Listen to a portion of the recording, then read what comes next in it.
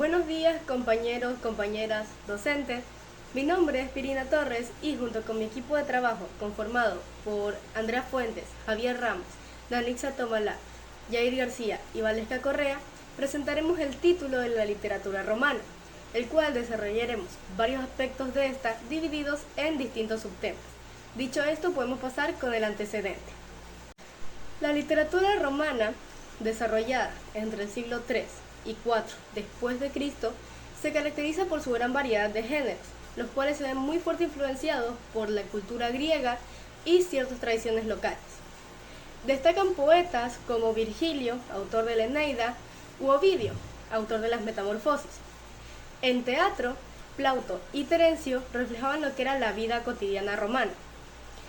Por otro lado, la prosa histórica fue representada por Tito Livio y Tácito, mientras que Séneca y Cicerón aportaban con obras filosóficas. En conjunto, la literatura griega no solo refleja la grandeza del Imperio Romano, sino que también ha dejado un legado duradero para la cultura occidental. La tragedia romana. La tragedia es un género en el cual se presentan obras bajo un tono solemne, presentando situaciones de conflicto o sufrimiento cuyo final mayormente es fatal. La tragedia romana comienza con la conquista de Tarento en el 272 a.C., que también supuso la conquista de Roma por la cultura griega, que según los versos más representativos de Horacio, nos dice que autores romanos tradujeron al latín diferentes obras dramáticas griegas. Pero en general la tragedia nunca tuvo tanta popularidad como fueron las comedias o otros espectáculos escénicos, dado a que existían muy pocos fragmentos de este género y su estilo retórico era poco atractivo. A finales de la República, en la época de Augusto, se dejaron de escribir y representar tragedias, dado que el público romano, mucho menos cautivado que el público griego, le gustaban más los espectáculos circenses, y dentro de los espectáculos escénicos, el mimo y la pantomima estaban reemplazando a las obras dramáticas, que tenían mucho más valor.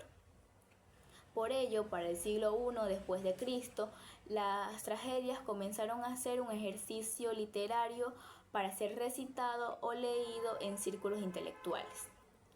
Sin embargo, sí se conservan diferentes tragedias en una época en la cual ya no se usaban, donde hay un compilado de 10 tragedias que presentan 9 fábulas.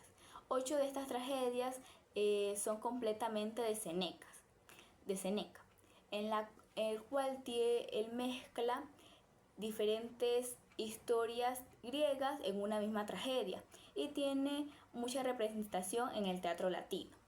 Él centra su estilo en las obras de Eurípides más que en las obras de Sófocles o Esquilo, y se caracteriza por tener un estilo meramente retórico con mucha precisión y aforismos, expresado por sentencias, el cual hace que sus tragedias sean mucho más para ser leídas que representadas.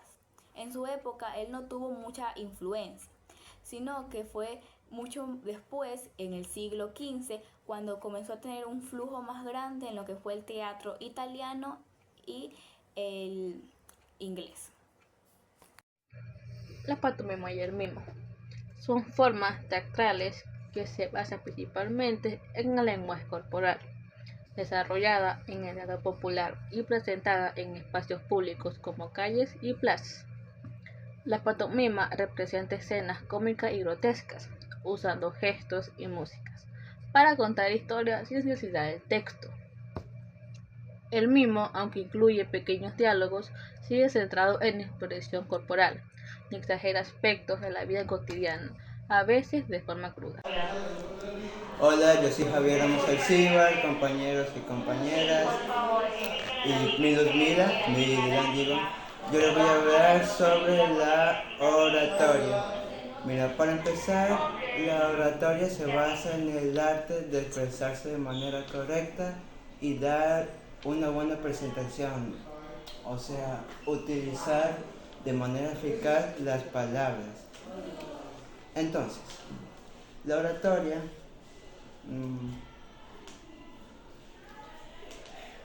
bueno, entonces La oratoria se basa en el uso de las palabras correctas para el arte de persuadir e influir en las ideas de las otras personas. Es decir, cuando tú tienes una opinión, tú usas estos elementos del lenguaje para dar a conocer y convencer sobre tu idea a la otra persona, para que esté de acuerdo con lo que tú pienses.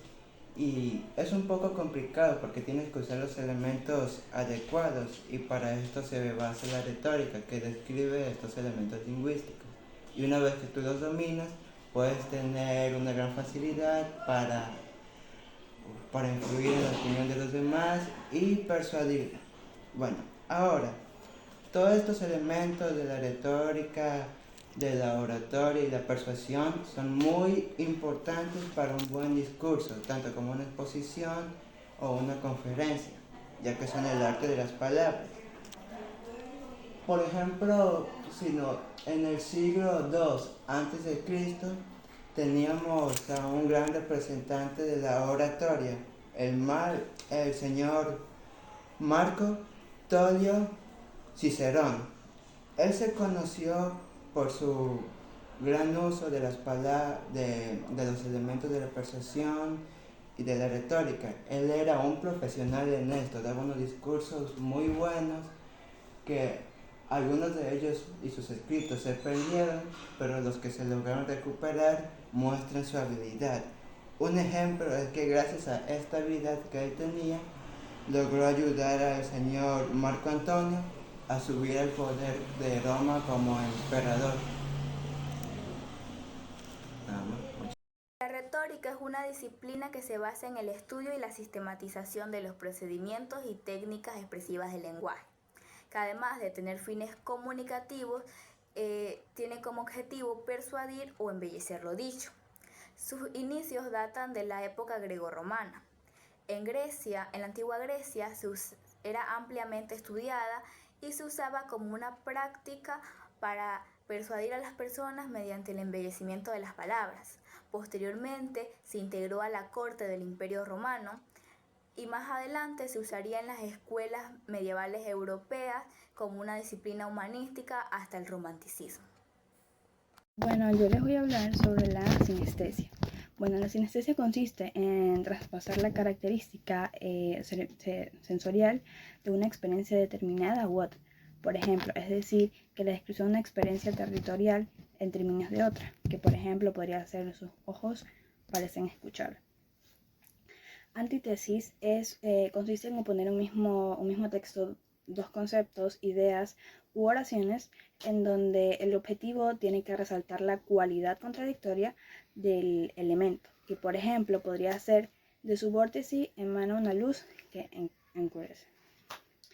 En epífora consiste en repetir una palabra o un conjunto de palabras al final del párrafo, que por ejemplo podría ser. No decía palabras, acercaba tan solo un cuerpo interrogante porque ignoraba el deseo en una pregunta, cuya respuesta no existe. Una hoja cuya rama no existe, en un mundo cuyo cielo no existe.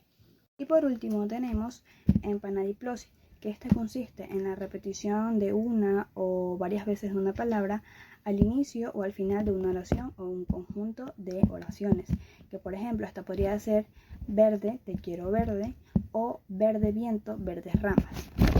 Eufemismo. Consiste en sustituir aquellas palabras que por su crudeza y violencia pueden ofender la sensibilidad de alguna persona por otras palabras de tono más suave. Ejemplo, en lugar de decir el ladrón se suele suavizar esta expresión con frases como amigo de lo lejano. Sinedoque. Consiste en nombrar el todo de un elemento por una de sus partes. Ejemplo, en la lluvia encontramos un techo donde cubrirnos. Aquí el techo sustituye a toda la edificación.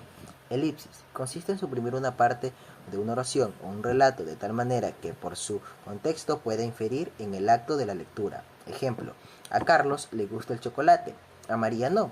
Aquí el elipsis del verbo gustar en la segunda frase, ya que por el contexto no es necesario repetirlo. Metonimia. Consiste en designar un objeto o idea con el nombre de otra gracias a alguna afinidad entre ambos elementos. Ejemplo, en el museo de la ciudad se exhibe un Picasso, al que el Picasso sustituye al cuadrado. Después de haber revisado ciertos aspectos de la literatura romana, podemos concluir que conocer acerca de esta nos lleva a ilustrarnos en cultura y en pensamientos de la antigua Roma. La literatura romana ha dejado un legado duradero hasta nuestros días dentro de lo que es nuestros pensamientos y nuestra propia literatura en el lado occidental. Dicho esto, muchas gracias.